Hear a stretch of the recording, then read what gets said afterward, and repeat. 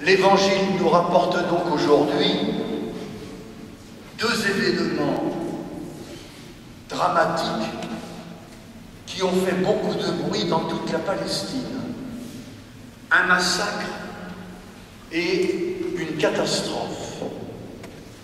Un massacre, l'assassinat de Galiléens par ce Pilate qui, quelque temps après, allait condamner Jésus à mort. Et puis, une catastrophe, l'effondrement de la tour de Siloé qui a fait 18 morts. Et les gens, choqués par ces deux drames, viennent trouver Jésus avec des questions dans la tête qu'il est facile de deviner. Le monde est vraiment mal fait. Pourquoi tout ça? Il y a des responsables. Qui est coupable? Et Jésus répond. Mais comme souvent, il répond à l'emporte-pièce. Si vous ne vous convertissez pas, vous périrez tous pareil. Autrement dit, si vous ne voulez pas que de tels drames se reproduisent, alors il faut vous convertir. Voilà une parole brutale. Au fond, on dirait que pour Jésus, la conversion, c'est le remède miracle pour que le monde aille bien, pour que le monde aille mieux. Qu'est-ce que c'est se convertir? Chacun a sa petite définition et chacun met sous ce mot ce qui lui plaît.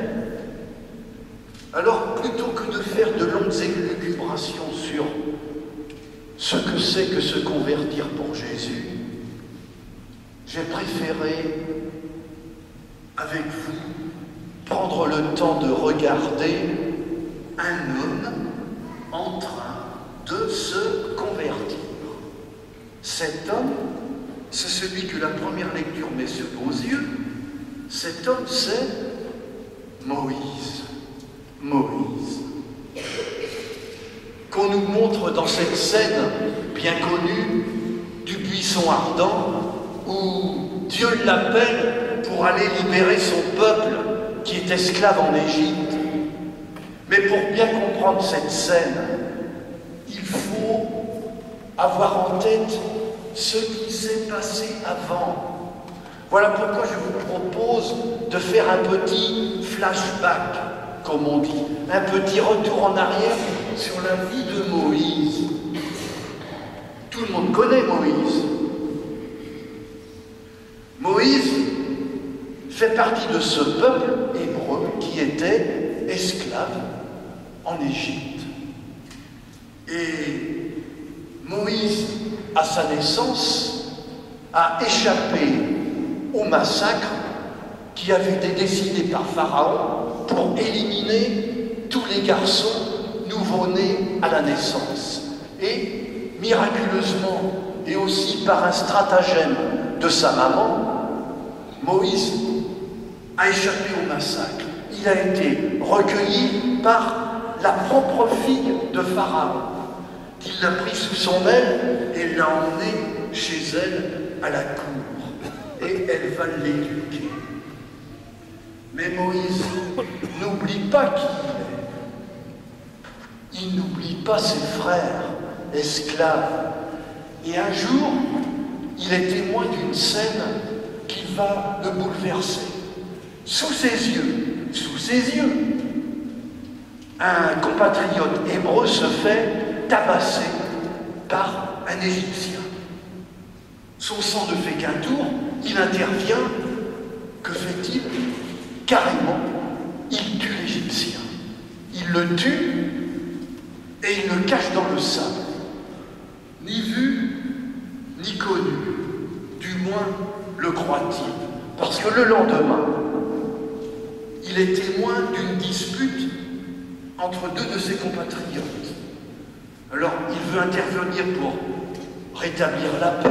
Et voilà que ses deux frères se retournent contre lui. Au Occupe-toi de tes affaires. D'ailleurs, hier, on t'a vu tuer l'Égyptien. Moïse, soudain, est écœuré et déçu par ce comportement de ses frères et il prend peur. Il se sait recherché par la police de Pharaon et que fait-il? Il s'enfuit. Il quitte l'Égypte et il gagne un autre pays, Madian. Quand il arrive là-bas, il est profondément perturbé parce qu'il vient de lui arriver. Alors, il décide de tourner la page. Il ne veut plus entendre parler de ses frères en Égypte, esclaves. Et il décide de recommencer sa vie. Il va se marier, et comme son beau-père est propriétaire de bétail, il va devenir berger chez lui. Et c'est là que se situe cette fameuse scène du buisson ardent. Au milieu de son troupeau, Moïse, soudain, est frappé par ce buisson en feu, d'où sort une voix. Moïse, j'ai vu la misère de mon peuple en Égypte. Qui es-tu? Je suis le Dieu de tes pères, Abraham, Isaac, Jacob. Va trouver Pharaon pour libérer mes frères, tes frères, mon peuple. Vous imaginez Moïse, sidéré, lui qui voulait mener une vie tranquille, le voilà rattrapé par son passé et ses frères dont il ne voulait plus entendre parler. J'arrête là l'histoire. L'histoire de Moïse est passionnante. Passionnante comme un roman, mais surtout passionnante parce que sa vie, c'est nos vies. Moïse est intéressant aujourd'hui pour nous parce que on voit cet homme qui commence à se convertir. Et il se convertit parce qu'il fait 3 découvertes. 3. La première, quand il se porte au secours de son frère tabassé, là, il va s'apercevoir que défendre ses frères, c'est beau, mais c'est plus compliqué qu'on croit. C'est risqué, c'est dangereux, ça provoque des ennuis et des déceptions, et au bout du compte, on dit « c'est trop fort pour moi, je ne suis pas fait pour ça, je me retire ». Deuxième découverte de Moïse, le Dieu qui l'interpelle. Moïse était croyant, comme tout le monde, mais là, soudain, il est subjugué de découvrir que Dieu, le Dieu qu'on lui a appris quand il était jeune, ce Dieu-là s'intéresse à un ramassis d'esclaves absolument sans intérêt. Il a l'air de souffrir pour eux. Il n'endort plus la nuit et il veut absolument faire quelque chose pour le libérer. Moïse est sidéré que ce Dieu, son Dieu, c'est une personne comme ça. Et la troisième découverte, la plus dérangeante, c'est que Dieu veut libérer son peuple, mais pas tout seul. Pas sans toi, Moïse. Pas sans toi. Va trouver Pharaon. Si vous ne vous convertissez pas, vous périrez tous pareil. Et au fond, si je comprends bien, se convertir pour nous, c'est faire tout simplement cette expérience de Moïse. Passer de l'indignation d'un moment, de la révolte coup de cœur, feu de paille, à un engagement durable. Mais ça demande, c'est un travail de longue haleine qui demande du souffle qu'on n'a pas. Comme ce jardinier de l'Évangile qui continue à bêcher son figuier et qui pourtant ne donne rien du tout.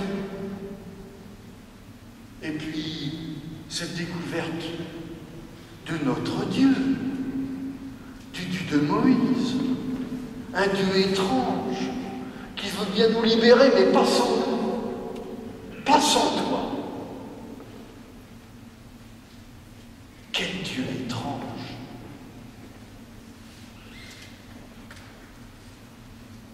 Nous avons tout le carré pour nous habituer à redécouvrir ce Dieu-là, le Dieu de Moïse,